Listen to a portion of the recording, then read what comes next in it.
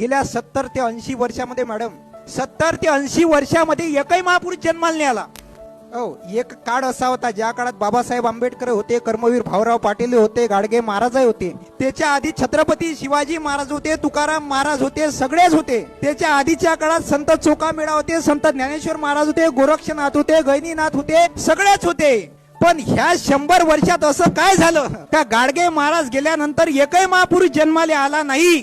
जामवंतराव धोटे नावाचे खासदार म्हणायचे, people gets the government for they deserve, लोगों को उनके औकात से सरकार मिलती है. आणि ते सरकार आपल्याला भेटले. आज खोक्यात जर नेत्यांनी विकला इमान आहे, माणसांनो तुम्ही विकले मतदान आहे.